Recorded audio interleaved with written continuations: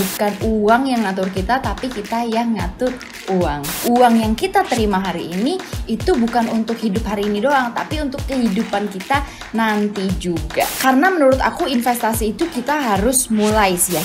Hai semuanya, welcome back to my channel. Senang banget bisa ketemu kalian lagi hari ini. Aku harap kabar kita dalam keadaan sehat dan baik selalu. Buat kalian yang baru pertama kali nonton video aku, kenalin nama aku Devi. Aku suka buat video tentang gaya hidup minimalis dan juga tentang budgeting. Dan buat kalian teman-teman onlineku yang setia, thank you banget udah hadir lagi di video hari ini. Jadi sesuai dengan judul dan thumbnail yang udah kalian lihat, dan mungkin itu yang bikin kalian klik, aku hari ini akan sharing beberapa kesalahan dalam mengelola keuangan atau in my early 20s atau di usia-usia awal 20-an aku, waktu aku awal-awal baru kerja. Karena aku sekarang sudah di usia 20 terakhir aku, jadi tahun depan aku udah menginjak angka 3.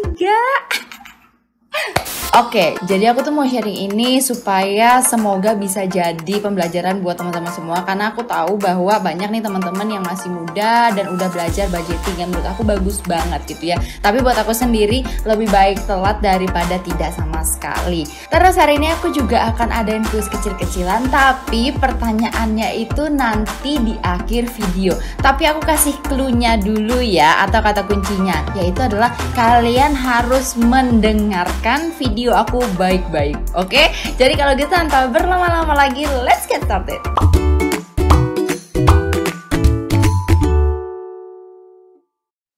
Jadi money mistake aku yang pertama in my early 20s itu menurut aku adalah gaya hidup. Jadi bener banget yang orang bilang bahwa hidup itu murah, tapi yang bikin mahal itu adalah gaya hidup. Aku sangat setuju banget sama istilah itu. Apalagi waktu masih fresh grad atau misalnya baru-baru lulus, baru dapat kerja, baru punya gaji, itu aku merasa bahwa ya aku berhak menggunakan atau bahkan menghabiskan uang yang aku terima dari gaji aku, karena kan aku udah kerja 30 hari untuk nerima gaji tersebut. Jadi aku nggak ada mikirin masa depan atau mikirin tabungan gitu ya. Aku merasa bahwa gaji yang aku terima yaitu untuk aku pakai semuanya. Terus juga mungkin karena masih muda gitu ya, jadi masih gampang banget terpengaruh sama omongan orang. Jadi ibaratnya kayak kalau orang bilang ini bagus, ini lagi tren, atau beli yang baru, beli ini itu, aku tuh gampang banget termakan gitu ya. Jadi gampang banget disuruh beli ini itu gitu. Jadi aku nggak bisa punya goal atau aku nggak bisa bertahan sama tabungan aku yang lama. Yang aku rasa pasti teman-teman juga ngerasa hal yang sama kan. Kadang kita tuh udah nabung tapi uangnya itu selalu kepake. Nah menurut aku pribadi itu karena kita belum belum punya goal yang cukup kuat, atau kita belum punya pengertian tentang uang yang cukup baik gitu loh. Kayak yang tadi aku bilang, aku ngerasa bahwa uang yang aku punya sekarang itu adalah untuk aku habiskan. Padahal kan sebenarnya uang yang kita terima hari ini itu bukan untuk hidup hari ini doang, tapi untuk kehidupan kita nanti juga. Money mistake yang kedua itu adalah tidak punya budget. Aku tuh yang ngerasa nyesal banget karena baru bener-bener rutin dan konsisten budgeting itu in my late 20s. Kayak aku ngebayangin mungkin kalau aku udah bisa budget, udah ngerti konsep uang dari in my early 20s, mungkin ibaratnya sekarang aku udah bisa nabung untuk dana pensiun kali. Karena jujur aku tuh waktu baru-baru kerja aku punya gaji yang cukup besar gitu loh dibanding gaji fresh grad lainnya gitu. Jadi sebenarnya aku cukup menyesal, tapi seperti yang aku bilang, lebih baik terlambat daripada tidak sama sekali. Karena apa? Karena menurut aku sendiri budgeting itu bukan ngajarin aku untuk nabung doang, tapi budgeting itu yang lebih penting adalah mengajarkan aku untuk menikmati uang. Kok bisa kayak gitu sih? Iya, karena budgeting aku itu lebih ke arah kayak aku itu membagi uang untuk persiapan masa depan, tapi di sisi lain aku juga nggak mau cuma nabung, aku juga mau menikmati hidup yang sekarang. Jadi aku membudget atau menyisihkan untuk aku bisa tabung dan menikmati uang tersebut dengan tujuan yang spesifik. Jadi itu hal yang paling berharga menurut aku dari budgeting. Jadi bukan sekedar cuman kayak nurunin budget, nurunin pengeluaran, nabung, enggak. Tapi justru aku melihat budgeting itu dari sisi gimana supaya aku bisa menikmati hidup hidup yang sekarang, tapi juga mempersiapkan masa tua nanti. Karena dulu mungkin pas masih early 20s atau awal-awal 20 tahun baru kerja gitu ya, kayak aku merasa banyak dari kita yang mungkin diatur uang. Padahal sebenarnya saat sekarang nih aku baru ngerti harusnya itu dibalik, bukan uang yang ngatur kita, tapi kita yang ngatur uang. Buat kalian yang belum subscribe, klik dulu tombol subscribe-nya dan jangan lupa nyalain tombol notifikasinya supaya kalian gak ketinggalan kalau aku upload video yang baru. Money mistake yang ketiga itu adalah menyerah gitu ya. Jadi pasti banyak dari kita yang mungkin gagal dalam budgeting dan itu sangat normal. Nah, kesalahan aku adalah saat aku gagal budgeting, baik itu dari segi budgetnya misalnya over budget, atau aku lupa nyatet pengeluaran aku gak nyatet secara rutin, aku merasa bahwa aku gagal. Dan setelah aku gagal, aku gak lanjutin karena ya udah aku merasa ya udah aku gak bisa budgeting, aku bukan model orang yang bisa nyatet-nyatet kayak gituan. Intinya aku stop, dan itu menurut aku adalah kesalahan yang terbesar karena kesalahan kayak gitu tuh sebenarnya sangat wajar banget. Intinya yang harus kita lakukan adalah belajar dari kesalahan tersebut, move on and start over. Money mistake in my early 20s yang keempat itu adalah terlalu lama berinvestasi. Jadi aku nyesel banget kayak kenapa aku tuh telat banget mulai investasi gitu ya, karena kalau misalnya ngomongin investasi, kita itu akan bersinggungan dengan namanya compound interest. Jadi kalau misalnya kalian belum tahu compound interest, mungkin aku jelasin sedikit aja ya, karena kalau jelasin lengkap ini bisa satu video khusus.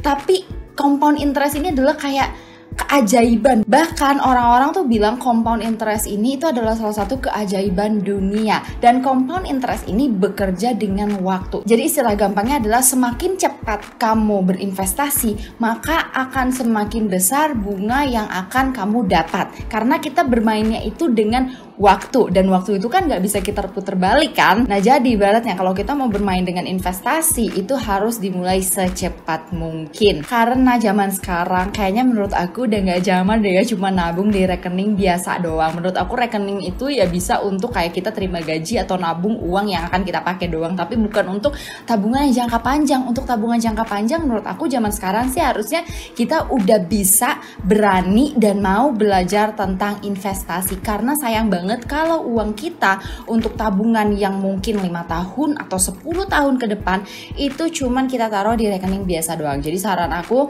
adalah kalau bisa sedari dini secepat mungkin kita belajar tentang investasi. Jadi aku mau kenalin ke kalian salah satu aplikasi trading yang terlengkap di Indonesia, yaitu namanya adalah Stockbit. Jadi Stockbit ini adalah salah satu aplikasi untuk trading untuk para investor pemula. Karena apa? Karena cara pakainya itu gampang banget. Jadi apa ya, user friendly gitu lah. Dan juga untuk daftarnya itu gampang banget. Mungkin biasanya kita daftar untuk investasi trading itu mungkin agak ribet, butuh dokumen ini itu. Kalau dengan aplikasi Stockbit ini kita cuma daftar dalam waktu 5 menit dan cuma butuh pakai KTP. Jadi kelebihan dari aplikasi Stockbit ini banyak banget. Yang pertama itu adalah dari segi tampilan sih menurut aku. Karena kadang kalau kita pakai aplikasi trading atau investasi itu kadang aplikasinya itu apa ya, ribet. Tampilannya tuh berantakan atau terlalu banyak tombol-tombol yang kita tuh nggak ngerti. Sedangkan dengan Stockbit ini tampilannya itu rapi, bersih, terus juga tombol-tombolnya itu gampang dimengerti gitu loh, jelas banget. Terus misalnya di sini untuk watchlistnya itu gampang banget kita pakai, jadi gampang kita pilih yang mana aja yang mau kita tambahkan karena tampilan yang rapi dan bersih. Untuk kelebihan yang kedua dari Stockbit, dia punya data saham terlengkap. Pasti dong kita sebagai investor mau punya data saham yang paling lengkap, tapi selain lengkap juga gampang dimengerti. Jadi dengan aplikasi Stockbit ini mereka itu sudah merangkum datanya ke beberapa jenis, jadi kita gampang ngelihatnya. Misalnya aja dari key stat, order book, financial, corporate action, laporan emiten, dan juga ada berita tentang perusahaan tertentu. Karena kayak yang tadi aku bilang, mungkin buat kita sebagai investor pemula itu kadang agak ribet untuk membaca yang kayak gini-ginian, tapi karena ditampilin dan dirangkum dengan rapi dan mudah, jadi proses apa ya, belajarnya tuh jadi lebih mudah gitu loh. Kelebihan yang ketiga dari Stockbit ini adalah multi platform, artinya kita bisa akses kapan aja, di mana aja. Jadi nggak perlu mungkin kayak zaman dulu ribet kita harus ke bank atau kita harus pakai komputer. Enggak, ini bahkan bisa diakses dari komputer, dari iPad, bahkan dari HP kalian. Tapi ada beberapa kelebihan yang kalian bisa lihat kalau dari desktop version gitu ya. Seperti misalnya itu ada Funda Chart. Nah ini tuh berisi data fundamental perusahaan yang bisa kita atur sesuai keinginan kita. Jadi di sini kalian tuh bisa atur-atur sendiri gitu. Nah kalian coba pelajari aja. Terus ada juga seasonality, di mana ini tuh adalah pola interval waktu supaya kita tahu pergerakan perusahaan ini dari waktu ke waktu. Nah, terus juga ada financial, laporan keuangan. Jadi ya kayak apa ya, kayak pemegang saham gitu ya, kita mau tahu dong laporan keuangan dari perusahaan tersebut kayak gimana. Nah, dengan financial laporan keuangan ini kita bisa lihat dengan sangat jelas perkembangan finansial dari perusahaan tertentu. Keunggulan selanjutnya ada fitur stream. Ini one of my favorite. Jadi salah satu favorit aku dari aplikasi Stockbit ini. Karena apa? Sebagai investor pemula, kita perlu banget komunitas yang terpercaya dong untuk belajar tentang investasi. Nah, si stream ini isinya itu banyak teman-teman yang lain yang berbagi, sharing pengalaman tentang investasi mereka. Jadi karena kita punya suatu komunitas, itu kan menurut aku akan membantu proses belajar kita ya. Selain itu juga kita nggak merasa sendiri gitu loh. Keunggulan selanjutnya ada namanya Snips, dimana dari fitur ini kalian akan mendapat info update tentang market yang ada dan akan dikirim langsung ke email kalian. Jadi kalian pasti tidak akan ketinggalan dengan berita market yang lagi update sekarang. Keunggulan selanjutnya yang pasti kita semua suka itu adalah tidak ada minimum deposit. Jadi udah nggak ada alasan lagi ya untuk kayak bilang, aduh uangku cuma 100.000, aku nggak punya uang berjuta-juta. Enggak, karena dengan aplikasi Stockbit ini kalian udah bisa mulai tanpa minimum deposit. Tinggal kalian cari aja market atau pasar yang sesuai dengan budget kalian. Keunggulan yang terakhir, salah satu yang paling aku suka juga, itu adalah trading fee termurah. Penting tuh ya, karena biasanya kalau misalnya kita trading itu ada namanya biaya broker dan fee. Untuk sekuritas lain biasanya itu mereka men-charge sekitar 0,15%. Tapi dengan aplikasi Stockbit itu fee-nya hanya sebesar 0,043%. Jadi kecil banget, itu nggak akan berasa. Terus juga karena Stockbit tidak ada biaya broker, jadi nggak ada biaya transaksi. Nah, jadi untuk lebih jelasnya kalian bisa coba cek di aplikasi Stockbit sendiri. Kalian bisa download dan pelajari sendiri. Semua linknya akan aku taruh di kolom deskripsi di bawah. Karena menurut aku investasi itu kita harus mulai sih ya. Kita nggak bisa cuma belajar terus tanpa mencoba dari diri kita sendiri. Karena dulu aku juga gitu, kebanyakan belajar tapi nggak berani nyoba. Nah, saran aku adalah kalian bisa coba dari yang paling kalian pede dulu gitu ya, market yang paling kalian pede dan juga jumlah yang kalian punya sesuai budget. Jangan terlalu ngikutin orang atau dengerin kata orang, tapi sesuaikan lagi dengan kondisi kita masing-masing. Money mistake yang kelima adalah tidak investasi di diri sendiri. Jadi mungkin kayak tadi aku bilang tentang investasi itu penting, tapi yang gak kalah penting adalah kita investasi di diri sendiri. Maksudnya apa sih?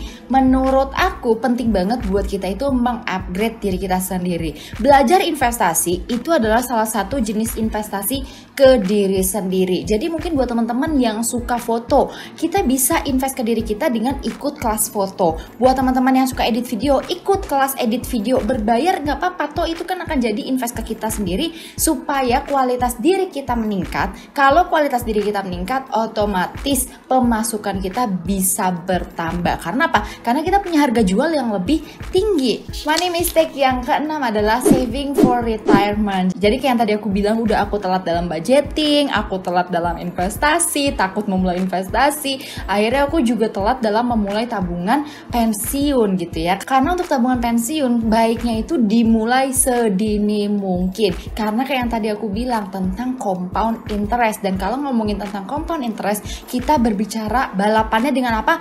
Waktu. Jadi harus cepat-cepatan. Makanya menurut aku, mungkin buat teman-teman yang jauh lebih muda dari aku, kalian bisa coba cari tahu lagi tentang investasi, tentang compound interest, tentang retirement fund. Jadi kalian bisa coba mulai hitung berapa sih dana pensiun yang kalian mau capai, berapa lama, dan setiap bulannya itu kalian perlu tabung berapa, dan di komponen investasi yang mana. Kayak yang tadi aku udah di awal video, kalian pasti masih inget dong tentang kuis. Jadi aku akan adain kuis cicilan, dan pertanyaannya adalah gampang banget. Berapa kali aku ngomong Stockbit di dalam video aku? Nah, jadi cara jawabnya gampang banget. Tinggal kalian tulis di kolom komentar jawaban kalian dan sertakan juga nama Instagram kalian. Perhatikan baik-baik nama Instagramnya ya, jangan sampai salah, karena nanti pemenangnya akan aku DM langsung di Instagramnya. Untuk hadiahnya sendiri seperti biasa, kalau misalnya aku ngadain giveaway atau kuis, aku suka banget ngasihnya itu dalam bentuk voucher supaya kalian bisa gunain sesuai dengan kebutuhan kalian. Jadi untuk hadiah dari kuis di video hari ini akan ada satu satu orang pemenang dengan hadiah voucher senilai Rp100.000 yang bisa kalian belanjakan di Bumijo. Sampai ketemu lagi di video selanjutnya. Bye-bye.